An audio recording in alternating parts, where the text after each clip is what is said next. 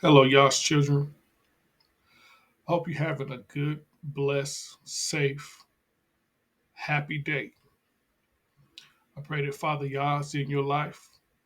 I pray that you get saved and baptized because, like I said before, we are in the last days. We are in the end times. Get your house right. Well, Valentine's Day just passed. And a lot of people, they celebrate Valentine's Day and really don't know what they're celebrating. Valentine's Day, just like the rest of these worldly popular holidays, is demonic. And I have the proof. Just like Christmas, Easter, Thanksgiving, 4th of July, all those holidays, all those popular worldly holidays are all demonic. The holidays that we're supposed to celebrate are the ones that are in Leviticus. But I ran across something, y'all, and I wanted to share it with y'all. Right now, it is Valentine's Day, but you probably won't get this until the next day because still a little bit of editing work I have to do. But it's still valid, y'all. And here we go.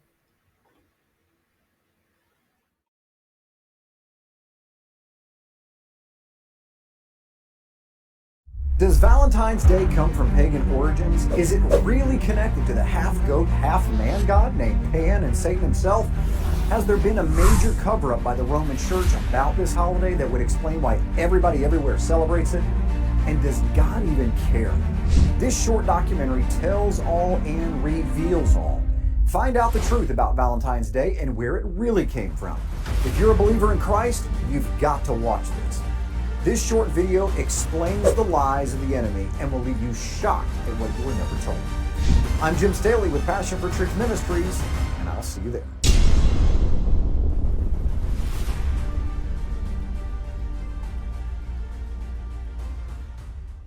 Think of when you think of Valentine's Day? Do you think of love, Cupid, chocolates, candies, red roses? On February 14th, sweethearts of all ages will engage in what appears to be a harmless holiday that's rooted in innocent love. But is this modern day holiday really rooted in innocent love? Or does it have a much darker pagan origin that was later covered up by the Roman Church of its day? Is St. Valentine's Day a holiday that is really Christian and something that Christ would support today? Or is this an imposter holiday, designed by the enemy to be just one more distraction from the holidays on God's calendar, the holy days that really matter? Hello everyone, I'm Jim Staley from Passion for Truth Ministries, and today we're going to dive into the topic of Valentine's Day. I know, some will demonize me and tar and feather me for even suggesting that there might be something wrong with this holiday that supposedly is all about love. If you're a bit skeptical, I understand. Just hold on and watch this video till the end. Every bit of evidence will make a difference in coming to your own conclusions. Prophetically, the Spirit is beginning to speak to his people around the world and refine his bride. He's slowly but firmly and surely moving his people away from the religious traditions of the early Roman Church and bringing his sheep back into their pasture, into his true biblical calendar that brings true life. So this begs the question, should modern day believers celebrate a Catholic infiltrated holiday, especially if it's originated and has grown from the very dark roots that we're going to share in just a moment? Before you hear any evidence, tell me in the comments what you think right up front. Put from God if you think Valentine's Day comes from God, and put not from God if you think the enemy has had his hand in it.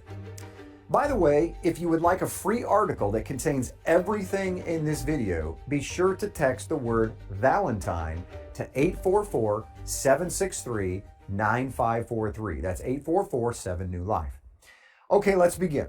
First of all, as a believer in Messiah, anytime I see the entire world celebrating something, it always throws up a red flag. Christ said that wide is the road that leads to destruction, and many take it. The world normally wants nothing to do with the roads that Christ paved. So it always makes me nervous when the entire world is on the same road, especially if it's a road that was paved by the Roman Catholic Church. After all, their history of taking very pagan festivals and adopting them into the church, throwing a little holy water on them, and calling them Christian is very well documented.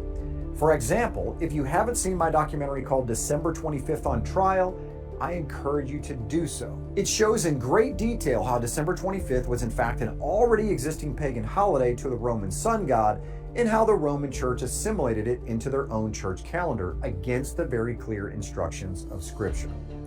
So I personally needed to know for myself, was Valentine's Day the same or was it different? The first question I wanted to answer was, where did the name St. Valentine's come from anyway? Was it a real person? Was it a saint? At the end of my study, the answer was kind of.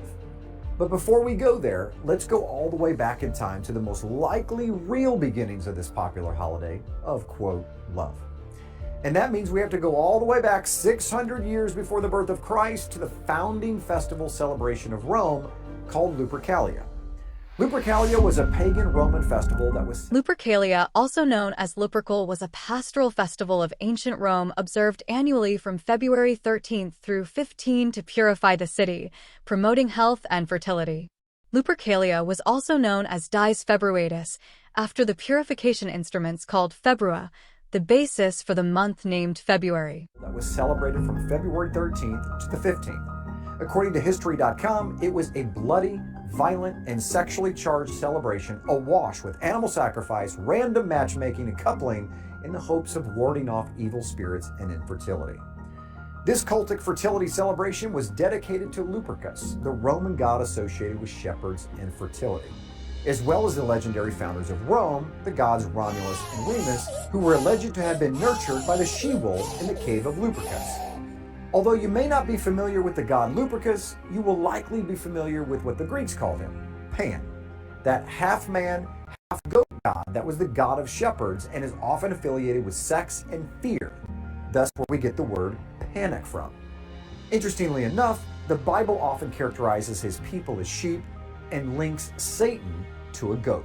This entire founding festival of Rome is dedicated to none other than Satan himself, Pan. So let's find out what this Lupercalia festival was all about. It begins, of course, by sacrificial rituals performed by a group of priests known as the Luperci, who gathered at the sacred cave of Lupercal on the Palatine Hill where Rome is supposedly born.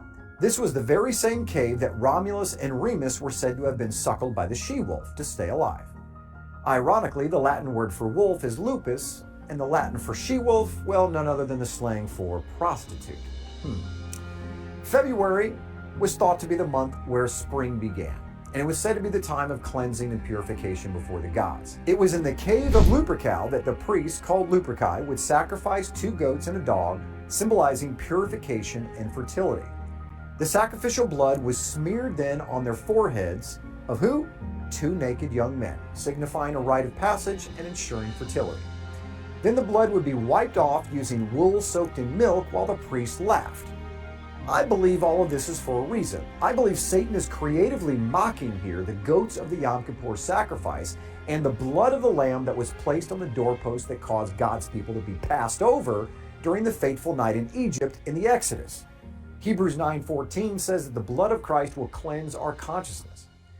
The priest laughing at the wiping off of the blood, I believe, is Satan's way of saying that he's going to do his best to wipe the blood of Christ off our conscience and remind us of our sin. During Lupercalia, once the sacrifices were made, the blood would then be placed on these strips of goat skins called of all things thongs, or februa, which were the tools of purification.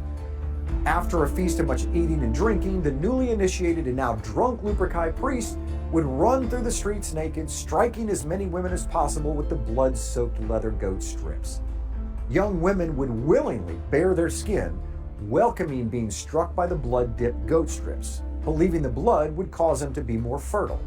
Many sources report that this drunken and sexually violent festival also had an element that included a matchmaking lottery in which young men drew names of women from a jar. The two would then be coupled up for the entire duration of the festival.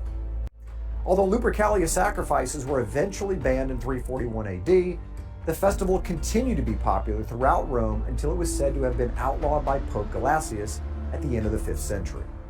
Coincidentally, in the same year that he banned Lupercalia, he instituted Valentine's Day. Go figure.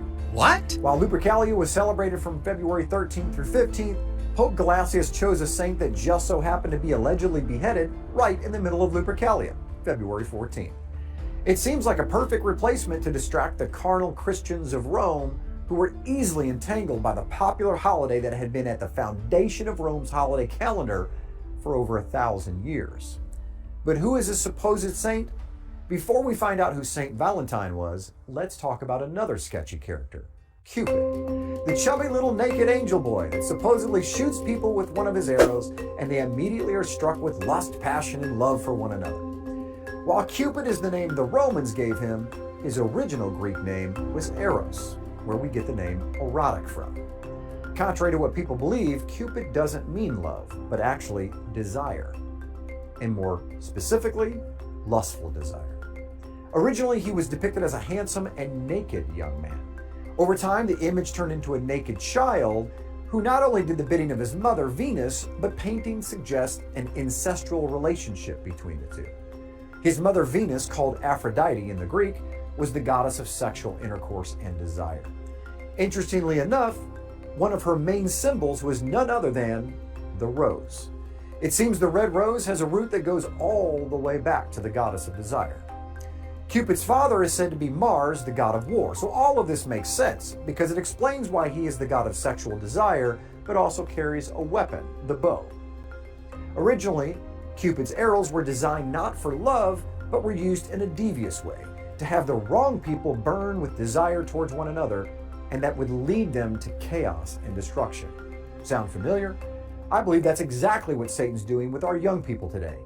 Create a system of dating from a young age so that the children are, quote, coupled, filled with desire towards one another, almost always ending in chaos and broken hearts. So while in the feast of Lupercalia, the priest would put the blood of the sacrifice on the foreheads of the young naked boys that would then run throughout town, striking young women with their whips to induce fertility, Cupid is now the young naked boy that shoots people with his arrows to cause them to fall in love.